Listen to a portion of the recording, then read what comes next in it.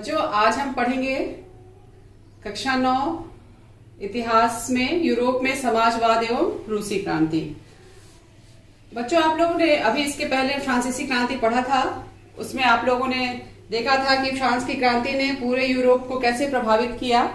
उसी के तहत हम इस लेसन में पहला अपना टॉपिक पढ़ेंगे, यूरोप में समाजवाद, सामाजिक परिवर्तन का युग। हम इसमें देखेंगे कि फ्रांस की क्रांति के बाद फ्रांस में कैसे सामाजिक परिवर्तन आता है और जो यूरोप में समाजवाद की बात कही गई है वो कैसे आता है। बच्चों जैसा कि आप जानते हैं कि फ्रांसीसी क्रांति जो है स्वतंत्रता और समानता के सिद्धांत पर आधारित थी और इस सिद्धांत का पूरे यूरोप पर व्यापक प्रभाव पड़ा।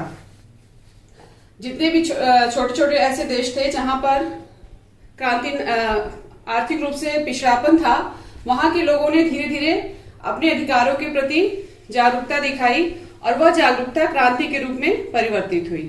तो बच्चों आज हम देखेंगे कि उस समय जो यूरोप में प्रक्रिया थी वो किस तरह की प्रक्रिया थी। यहाँ पर देखिए मैंने दिया हुआ है कि उस समय 3 तरह के मत प्रचलित हुए थे। एक था उदारवादी, दूसरा रेडिकल समूह और तीसरा रूढ़िवादी। ये तीनों जो है उस समय यूरोप में विद्यमान थे और इन तीनों के विचार अलग अलग थे। जिसमें से कुछ चाहता था कि परिवर्तन होना जरूरी है, कोई चाहता था कि परिवर्तन हो लेकिन धीमी गति से हो, और जो रेडिकल समूह था उनका एक अलग ही मत था। तो आइए अब हम इस पे चर्चा करते हैं। हम चर्चा करते हैं उदारवादी कि आखिर ये उदारवादी विचारधारा क्या थी। जो उदारवादी थे, जिन्हें लिबरल कहा गया, वो ऐसा राष्ट्र चाहते थे जिसमें सभी धर्मों को बराबर का सम्मान मिले। क्योंकि इंग्लैंड में जो था चर्च का शासन था और वहां पर लोग चर्च के अधीन थे। वहीं पर ऑस्ट्रिया और स्पेन में लोग कैथोलिक धर्म के समर्थक थे। तो ये उदारवादी चाहते थे कि चाहे कोई भी व्यक्ति किसी भी धर्म को मानने वाला हो लेकिन उसको बराबर दर्जा मिलना चाहिए। धर्म सहिष्णुता की बात उन्होंने की थी। दूसरा है, सरकार को किसी के भी अधिकार छीनने का अधिकार नहीं है। उनका कहना था कि सरकार को किसी के अधिकार छीनने का अधिकार नहीं है, क्योंकि सबके अधिकार का सम्मान करना चाहिए और जो भी शासक हो वो सरकार हो वो प्रजा और राजा के बीच जो संबंध है उसको सहिष्णु बनाने की कोशिश करे। तीसरा है आपका सुप्रशिक्षित न्यायपालिका के गठन पर जोर। उन्होंने कहा कि कानून के अनुसार शासन कार्य चलना चाहिए और जो भी न्यायपालिका के अधिकारी हो या न्याय करने वाले हो उनको एक प्रशिक्षण दिया जाना चाहिए कि न्याय की प्रक्रिया कैसी हो। अगला है, लेकिन इसमें इंपॉर्टेंट बात ये थी कि वे लोकतंत्रवादी नहीं थे, यानी कि वो जनतंत्र का या लोकतंत्र का समर्थन नहीं करना चाहते थे। वो वयस्क मताधिकार के पक्ष में नहीं थे। उनका ये कहना था कि वोट का अधिकार केवल जो संपत्तिधारी हैं, जिनके पास बहुत ज्यादा संपत्ति है, उन्हीं को मिलने चाहिए। तो ये हो गया आपका उदारवादी। अब हम पढ़ेंगे रेडिकल समूह।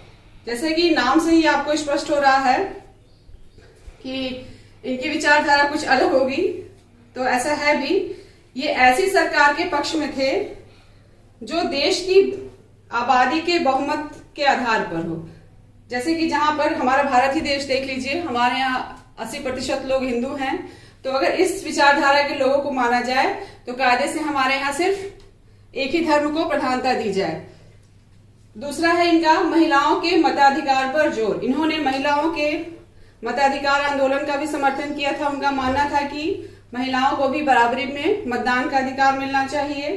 तीसरा है आपका जमींदारों और संपन्न उद्योगपतियों के विशेषाधिकार का विरोध। उदारवादियों के ठीक विपरीत इन्होंने जो जमींदार थे और जो संपन्न व्यक्ति थे उनके विशेषाधिकारों का विरोध किया था। उन्होंने कहा था कि निजी संपत्ति रखें, लेकिन इस संपत्ति का प्रयोग जो है किसी एक व्यक्ति के पास या उस संपत्ति को एक जगह जमा करके न रखा जाए बल्कि जनहित में खर्च किया जाए। तीसरा है आपका रूढ़िवादी। ये विचारधारा के जो लोग थे, रूढ़िवादी से शब्द से ही आप समझ सकते हैं कि ये लोग पुराने विचारों के पोषक थे, पुराने विचारों को मानते थे। ये चाहते थे कि कुछ परिवर्तन आवश्यक माने गए। इनके अनुसार कुछ परिवर्तन आवश्यक माने गए। क्यों?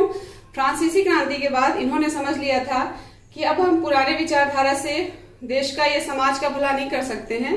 तो जैसे जैसे समाज बदल रहा है वैसे हमारे अपने विचारधारा में भी परिवर्तन करना चाहिए, और परिवर्तन तो हो लेकिन वो धीमी गति से हो।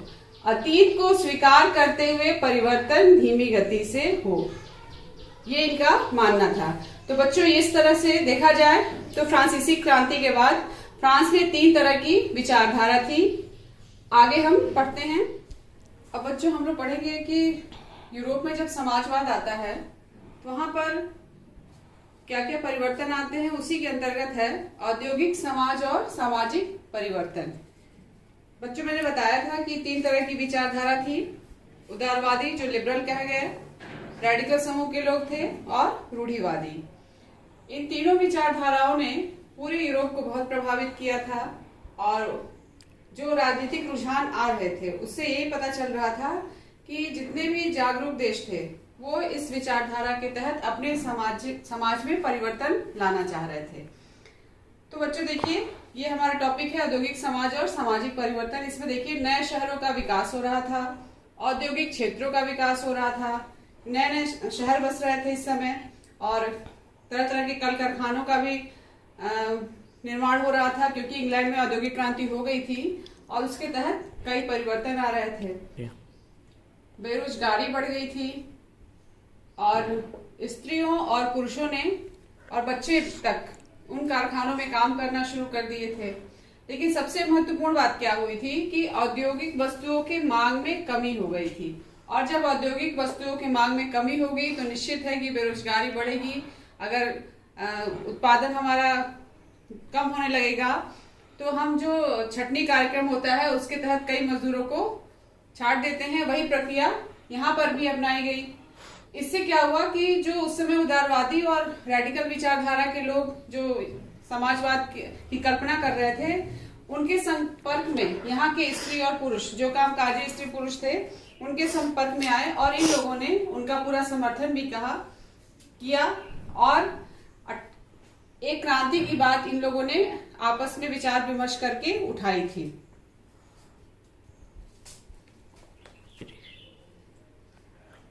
उदारवादी और रेडिकल विचारधारा के लोग का ये मानना था कि अगर मजदूर स्वस्थ होंगे और नागरिक पढ़े लिखे होंगे तो इस व्यवस्था का पूरा भरपूर लाभ उठाया जा सकता है, और इन्हीं के द्वारा हम एक नए समाज की रचना कर सकते हैं। और वो कैसे संभव हो सकता था, उसके लिए इन सभी के सहयोग से एक क्रांति की आवश्यकता थी, और ये क्रांति 1815 में करने की योजना बनाई गई। जैसा कि मैंने बताया था कि 1815 में नेपोलियन की हार हो जाती है वाटरलू के युद्ध में। उसके बाद से धीरे धीरे यूरोप में काफी परिवर्तन आता है, और एक ऐसे राष्ट्र की कल्पना की गई जिसमें सभी नागरिकों को समान अधिकार प्राप्त हो, यानी किसी तरह का कोई भेदभाव ना हो।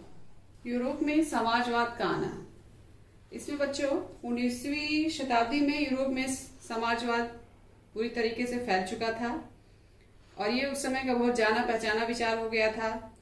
समाजवादियों की खास बात ये थी कि ये निजी संपत्ति के विरोधी थे और संपत्ति पर समाज का नियंत्रण मानते थे, क्योंकि उनका ये मानना था कि संपत्ति के निजी स्वामित्व की व्यवस्था ही सारी समस्याओं की जड़ है। उनका ये कहना था कि संपत्तिधारी व्यक्ति को सिर्फ अपने फायदे से ही मतलब रहता है, वह उनके बारे में नहीं सोचता जो उसकी संपत्ति को उत्पादनशील बनाते हैं। जैसे कि वो मजदूरों के बारे में नहीं सोचता, जो भी मुनाफा होता है वो उसको अपने पास रख लेता है। तो समाजवादियों का ये कहना था कि इस विचारधारा पर रोक लगनी चाहिए और संपत्ति पर समाज का नियंत्रण हो, सरकार का नियंत्रण हो। इसके तहत उन्होंने धीरे धीरे कोऑपरेटिव उद्योगों को प्रधानता देने शुरू कर दिया। कोऑपरेटिव उद्योग क्या, जैसे हमारे यहाँ दूध का ही बिजनेस होता है, जो डेयरी फार्म होते हैं वो कोऑपरेटिव उद्योग ही माने जाते हैं कि उसमें कई लोगों का समूह होता है और उस समूह में जो प्रॉफिट होती है या जो मुनाफा होता है उसको बराबर बांट दिया जाता है। इस विचारधारा को सबसे ज्यादा बल दिया रॉबर्ट ओवन ने। इन्होंने इंडियाना में नया समन्वय नामक समुदाय का गठन किया था। इनका ये कहना था कि व्यक्तिगत पहलकदमी से बहुत बड़े सामूहिक खेत नहीं बनाए जा सकते। वो चाहते थे कि सरकार अपनी तरफ से सामूहिक खेती को बढ़ावा दे। उनका ये कहना था कि सरकार की तरफ जो भी कार्यक्रम हो वो सरकार की तरफ से हो, ना कि किसी व्यक्ति विशेष की तरफ से। और दूसरा ये था कि उस समय कुछ कोऑपरेटिव लोग ऐसे थे जो ये चाहते थे कि साथ में मिलकर काम किया जाए और जो भी लाभ हो या हानि हो उसका उत्तरदायित्व तो सभी का हो, ना कि किसी व्यक्ति विशेष का। इसी में एक कड़ी आगे बढ़ते हुए हम कार्ल मार्क्स के बारे में जानते हैं। कार्ल मार्क्स बहुत बड़े समाजवादी थे। इनका विचार था कि जब तक निजी संपत्ति पर एक व्यक्ति विशेष का नियंत्रण रहेगा, मजदूरों की स्थिति में सुधार नहीं लाया जा सकता है। अतः मजदूरों की स्थिति में सुधार लाने के लिए सारी संपत्ति पर पूरे समाज का नियंत्रण होना चाहिए। और उनका यह विश्वास था कि अगर इस तरह की व्यवस्था नहीं की गई तो मजदूरों में और पूंजीपतियों में एक संघर्ष की स्थिति उत्पन्न आएगी और इस स्थिति में मजदूर वर्ग जीत जाएगा और पूंजीपति वर्ग हार जाएगा।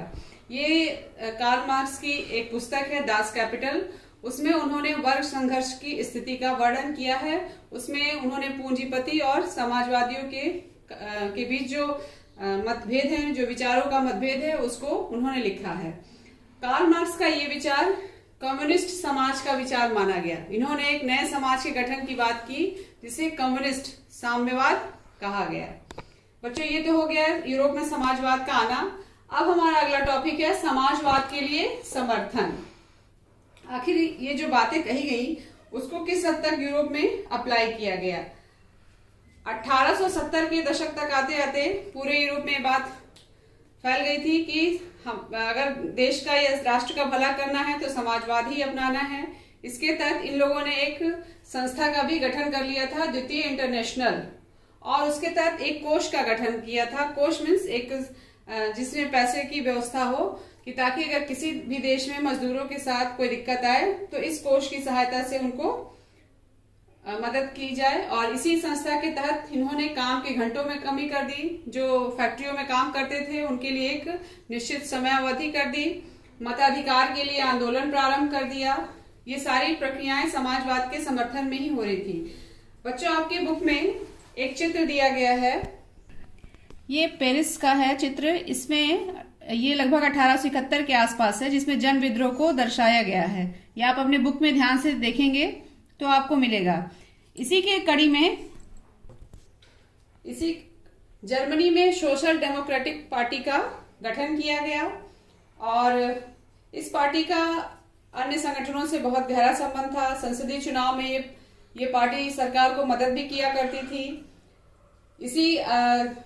इसी तरीके से 1905 में ब्रिटेन में ट्रेड यूनियन आंदोलनकारियों ने लेबर पार्टी का गठन किया।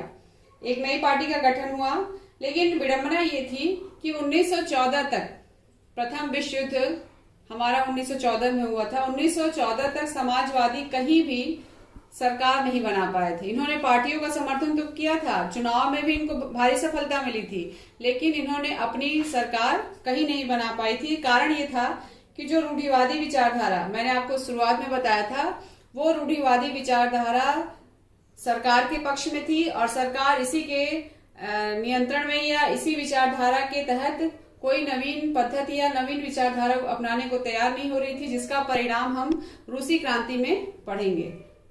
रूसी क्रांति, फ्रांसीसी क्रांति और औद्योगिक क्रांति के बाद यूरोप में एक नई क्रांति होती है जिसे हम रूस की क्रांति के नाम से जानते हैं। एक विशाल देश है जिसकी वो महाद्वीपों से मिलती है। एक है एशिया महाद्वीप और एक है यूरोप महाद्वीप। यहाँ पर जो है जारशाही शासन व्यवस्था थी। फरवरी 1917 में जो क्रांति हुई, जिसे हम अक्टूबर क्रांति के नाम से अभी आगे पढ़ेंगे, उस क्रांति में जारशाही शासन व्यवस्था का अंत हो गया और समाजवाद का उदय होता है। 1914 में रूस में जार निकोलस द्वितीय का शासन था। जब क्रांति हुई थी तो रूस में जार निकोलस द्वितीय राजा था और यह एक निरंकुश राजा था। निरंकुश का मतलब कि अपने मन की करता था, प्रजा से या प्रजा के हित के लिए उसका कोई मतलब नहीं होता था। वो सिर्फ अपने ऐशो आराम पर और अपने रानी और अपने मंत्री दोनों के कहे अनुसार ही सारा काम करता था, चाहे वो उसका नुकसान हो चाहे वो फायदा हो। उसी समय 1914 में बच्चों प्रथम विश्व युद्ध शुरू हो गया था। प्रथम विश्व युद्ध के बारे में आपने सुना होगा। 1914 से लेकर 1918 तक ये युद्ध लड़ा गया था और इस युद्ध में रूस जो है मित्र राष्ट्रों के साथ था। उस समय दो गुट बन गए थे, एक मित्र राष्ट्रों का और दूसरा केंद्रीय शक्तियों का।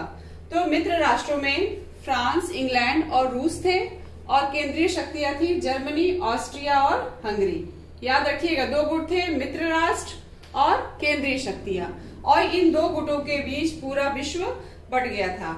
आइए हम आपको आपकी बुक में दिखाते हैं। बच्चों ये देखिए, ये पिंक जो बना हुआ है, ये पिंक में आपका केंद्रीय शक्तियां हैं। केंद्रीय शक्तियों में जर्मनी, ऑस्ट्रिया और हंगरी। और ये जो ग्रीन बने हुए हैं, ये रूसी साम्राज्य, ये फ्रांस और यहाँ पर इंग्लैंड, ये आपके मित्र राष्ट्र थे। इस तरह से विश्व दो गुटों में बटा हुआ था। लेकिन इसके आसपास भी आप देख रहे हैं कई ऐसे देश हैं। तो इसमें देखिए जो ये ग्रे कलर वाला है, ध्यान से देखिए, ग्रे, ये स्पेन है, यहाँ नॉर्वे, स्वीडन और डेनमार्क, ये ऐसे देश थे जो तटस्थ थे। मतलब इन चारों देशों ने इस युद्ध में भाग बिल्कुल नहीं लिया। लेकिन कुछ ऐसे देश थे जो शुरू में तो तटस्थ थे, न्यूट्रल रहे, लेकिन बाद में उन्होंने इन दोनों गुटों में अपने आप को शामिल कर लिया। सबसे पहले देखिए, ये जो बैगनी दिख रहा है आपको, यूगोस्लाविया और ऑटोमन साम्राज्य, ये जो दोनों थे ये शुरुआत में तो न्यूट्रल रहे, लेकिन बाद में ये केंद्रीय शक्तियों के साथ मिल गए थे। उसी तरह ये नीला आपको दिख रहा है, इटली और रोमानिया और यहाँ पर यूनान, इन तीनों ने भी मित्र राष्ट्रों का साथ दिया। मित्र राष्ट्र में इंग्लैंड, फ्रांस और रूसी साम्राज्य। इस तरह ये युद्ध की रूपरेखा तैयार हुई थी और इस युद्ध में अंत में विजय हुई थी मित्र राष्ट्रों की, और ये केंद्रीय शक्तियां हार गई थी। और जर्मनी का एक तरीके से इन तीनों मित्र राष्ट्रों ने मिलकर वियना संधि के द्वारा एक समझौता किया था, वो आप आगे पढ़ेंगे। अब बच्चों हम लोग पढ़ेंगे अर्थव्यवस्था और समाज। जब 1917 में रूस की अर्थव्यवस्था कैसी थी, क्या हाल वहां पर कृषि और समाज की स्थिति में क्या था। तो उस समय देखा जाए तो यूरोप में सबसे पिछड़ी हुई अर्थव्यवस्था रूस की थी। औद्योगिक रूप से रूस बहुत पिछड़ा हुआ था। इनकी आबादी का एक बहुत बड़ा हिस्सा, लगभग 85% जनता कृषि पर आधारित थी और इनकी आजीविका का मुख्य साधन कृषि ही थी। लेकिन देखा जाए तो यूरोप के किसी भी देश, चाहे वो जर्मनी हो चाहे वो फ्रांस हो, वहां पर खेती पर आधारित सिर्फ 40 से 45% तक लोग थे, इससे ज्यादा नहीं थे। इसी से आप ये अंदाजा आप लगा सकते हैं कि 85% जनता कृषि पर आधारित थी। जो वहां पर फैक्ट्रियां स्थापित की गई थी, उन पर जो बड़े बड़े उद्योगपति थे, उनका अधिकार था। और वहां पर उन फैक्ट्रियों में मजदूरों को न्यूनतम वेतन थे और उनके लिए तरह तरह के वर्कशॉप भी आयोजित किए गए थे। जो मजदूर वहां पर फैक्ट्रियों में रहते थे, उनके लिए रेस्ट हाउस भी बना हुआ था। उसी रेस्ट हाउस में वो रहते थे और वहीं पर खाना पीने सारी व्यवस्था रूस के फैक्ट्रियों में की गई थी। अगला देखिए, सामाजिक स्तर पर मजदूर बटे हुए थे। सामाजिक स्तर पर मजदूर बटे हुए थे क्योंकि कुछ मजदूर अपने मूल गांव के साथ संबंध बना के रखे हुए थे, कुछ मजदूर शहरों में ही बस चुके थे। यानी जो गांव वाले थे वो गांव से ज्यादा जुड़े थे, जो शहर वाले थे वो शहर से जुड़े हुए थे। इस तरह आपस में मजदूरों में भी बंटवारा था। दूसरी बात कि स्त्रियों को पुरुषों की अपेक्षा कम वेतन मिलता था। वहां की जो फैक्ट्रियां थी, जो औरतें उसमें काम करती थी, काम तो वो उतने ही घंटे करती थी जितना कोई पुरुष करता था। लेकिन जब वेतन की बात आती थी तो इन्हें पुरुषों के वेतन के मुकाबले आधे से 3/4 तक कम वेतन मिलता था। यानी स्त्रियों को पुरुषों की अपेक्षा कम प्रेफरेंस दी जाती थी। विशाल संपत्तियों पर सामंतों और राजशाहियों का कब्जा था। जो बड़े बड़े उद्योगपति थे और इंडस्ट्रियल एरिया जो भी था, उनपे जो राजा के बहुत नजदीक थे, उनका कब्जा था। क्यों? क्योंकि वहां पर मजदूर जो है, मजदूर भी वहां पर बटे हुए थे और नवाबों और सामंतों की सत्ता की हैसियत से उन्होंने खेती करना शुरू किया था, क्योंकि उन्हें पता था कि अगर इनके हम अंडर में रहेंगे तो हमारा भला है। ये सारी व्यवस्था जो है उस समय रूस की सामाजिक अर्थव्यवस्था को बताता है। आज इतना ही। आगे के एपिसोड में हम रूस में समाजवाद के बारे में पढ़ेंगे।